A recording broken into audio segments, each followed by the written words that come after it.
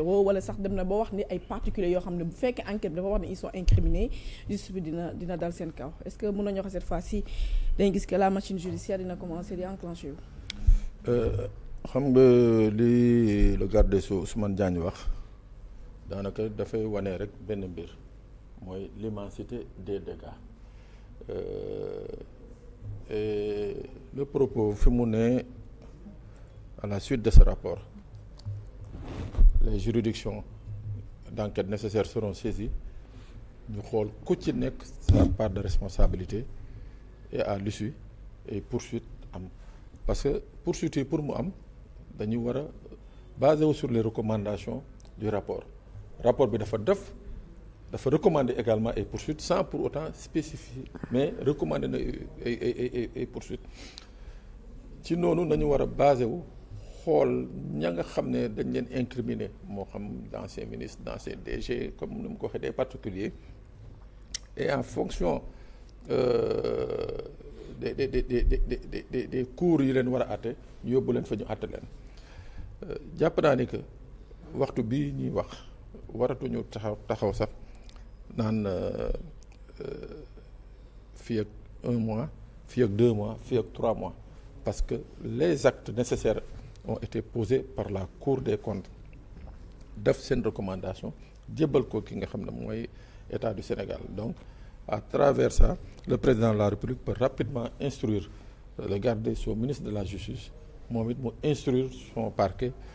et ñu dem vers l'essentiel. Yóbbu information judiciaire. Mais même avant une information judiciaire sax on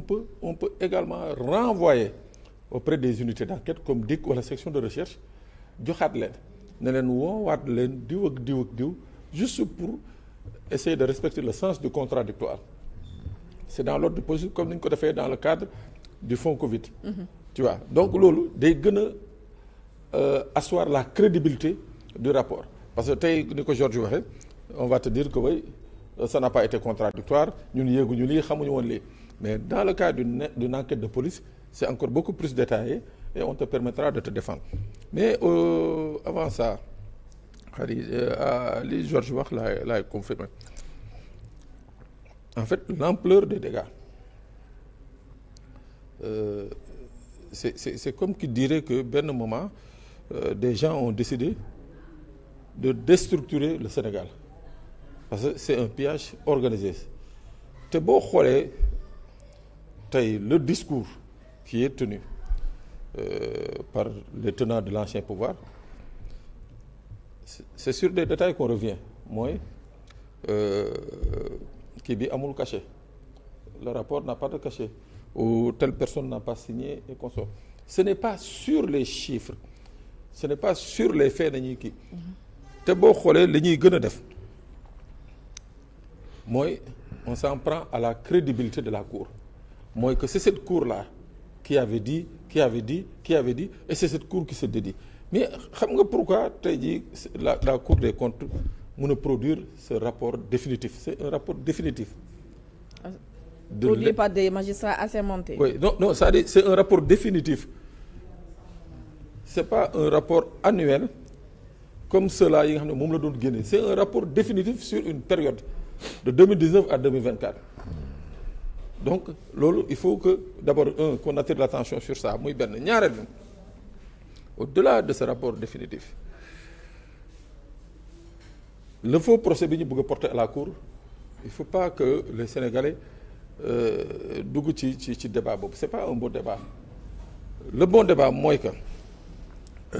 lii ñuy wax un auditeur et les membres de la Cour des comptes c'est des auditeurs. Ils ne peuvent se baser que sur les informations yi leen les commissaires aux comptes di jox c'est très important ce que je dis c'est-à-dire ce sont des auditeurs on leur dit les commissaires des comptes viennent leur donner des informations qui à la fin se sont révélées erronées c'est sur la base de ces informations que les auditeurs ont fait li ñuy wax les différents rapports yi nga xam ne tey moo indi la contestation mais tey pour aller vers ce rapport définitif. Ils sont même revenus, c'est-à-dire en bon français, ils se sont fait même violence en revenant sur ce qui a été fait. C'est-à-dire lañ leen doon nëbb moo feeñ sur ce rapport définitif lañ doon nëbb les magistrats de la Cour des comptes moo feeñ. Je donne un exemple. soo xoolee le surendettement bi nga xam ne la direction de la dette maîtrisé wu ko woon amu ci woon maîtrise amu ci visibilité. Parce que à un certain moment le FMI avait demandé à l'État du Sénégal de stopper l'endettement parce qu'on avait atteint des seuils inquiétants. Mais le régime d'avant, le président Macky Sall, teg benn système de contournement à travers un endettement privé. Moo tax il faut que ñu xool endettement Sénégal fan la commencé dëgg-dëgg garaaw. Ah d'accord, c'est donc loolu moo indi le fait que ñu naan building administratif dañ ko jaay mais jaayuñu ko dañ ko jël hypothèque ko benn entreprise boo xamante ne entreprise bi état du Sénégal moo ko moom. moo ko moom justement foofu ngay comprendre xaaral dinaa ñëw foofu soo xoolee à partir de l'année où on a scindé le ministère des Finances et de l'économie en deux ngeen xoolaat bu baax foofu le surendettement Sénégal commencé. Parce que comme le FMI avait demandé au ministère des Finances, qui est l'interlocuteur du FMI, c'est le ministre des Finances qui est l'interlocuteur du FMI. Mais pour contourner ça, on a scindé le ministère en deux. Bi ñu ko scindé en deux, fa le endettement bi commencé mooy maanaam surendettement mu commencé c'est simple. On crée on crée des contrats, on crée des marchés. Qui peuvent être avérés, qui peuvent être fictifs mais dañ leen di surévaluer bu ñu ko créer on cherche à l'étranger des banques privées. L'État du Sénégal emprunte à travers des structures. État du Sénégal mooy leb à travers une structure. bu mel ni SOGEPA. par exemple mooy dem lebi ji bu lebi jee banque privée yooyu nekk à l'étranger une garantie d'État amul benn banque au monde boo koy jox mu te du la lebal. banque privée yooyu ñoo lay dugalal xaalis bi mais bu ñu dugal xaalis bi contrairement au ministère des Finances qui exige que le crédit ñu positionné ko au niveau du trésor dañ koy jaarale dans des circuits bancaires mooy maanaam dañ koy jëlee banque X dugal ko banque Y fay Georges qui est l'entrepreneur supposé su ñu fayee Georges au moment du remboursement l'État du Sénégal se substitue encore à Georges daal di signer encore une convention pour jël ne que moom dette bi Georges am État du Sénégal moo ko endossé. mais loolu bu amee comme circuit bancaire yooyu noonu foofu CENTIF am mënul yëg dara. mais c'est là où se trouve le problème parce que problème bi BCEAO am na li nga xam ne dana ko autoriser un État peut-être du ko autoriser un particulier mais dana ko autoriser un État. bu ñu ne nii xaalisu État du Sénégal la bon te mu jógee ci banque bu propre am di dem ci banque bu propre c'est-à-dire y a pas de soupçon de blanchiment ni soupçon de blanchiment ou de financement du terrorisme BCEAO d'habitude du ci wax dara. Mais c'est comme ça ce flux là moo dem ba indi ce surendettement léegi ñu jël l'exemple type du building administratif. Qu'est-ce qu'on fait? On dit que bon am nañu soxla nañu xaalis et on monte ce qu'on appelle un sukuk. Sukuk c'est comme c'est de la finance islamique. C'est quasiment des prêts yi nga xam ne amuñu intérêt ou bien intérêt bi sax du bëri noonu. Qu'est-ce qu'on fait? On monte le sukuk et on demande à la SOGEPA qui gère le patrimoine bâti de l'État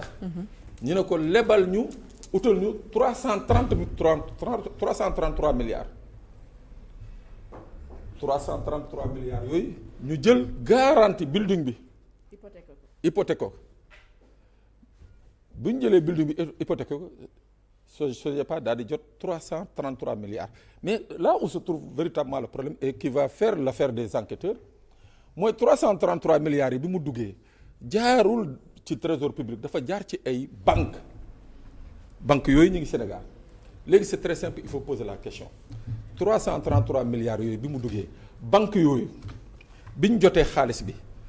est-ce que dañ ko jox Khadija est-ce que dañ ko jox Georges est-ce que dañ ko jox Pape Sané c'est là où se trouve l'essentiel de l'enquête pour ñu xam. ci compte kan ak kan la dem. voilà foofu le ministre de la justice il a bien xam le système de détournement et des bénéficiaires de tous ces fonds foofu rek nañ ko mën a xam. na ko nee na que ce soit des directeurs généraux des anciens ministres wala sax des particuliers. léegi bu xasee ba dugg si c'est là où sous Macky Sall Georges l'a dit les fonctionnaires ont abusé et n'ont pas joué leur rôle parce que am na li nga xam ne Macky Sall n'aurait pu réussir à le faire s'il n'avait pas la complicité de certains ministres et de certains hauts fonctionnaires parce que pour que ngay mën a di wax ak ay banques à l'international pour que nga mën a di lever yenn fonds yi au niveau de l'international c'est pas le président de la République qui prend son téléphone c'est un ministre ou un directeur général qui engage la responsabilité du Sénégal moo tax nag c'est à ce niveau où pour lancer ce qu'on appelle les poursuites personne je dis bien Khady personne ne doit être épargné. D'accord, merci. Parce que ce qui s'est passé c'est un pillage systématique du Sénégal. Crime économique la. Crime économique. J'ai dit tantôt beneen mot bu ñu ko mën a qualifier. soo jëlee histoire Al Capone nga jël Macky Sall teg fii jël Al Capone teg fii nga teg seen histoire ñoom ñaar lenn moo leen di différencier Macky Sall dafa ñuul Al Capone dafa xees mais c'est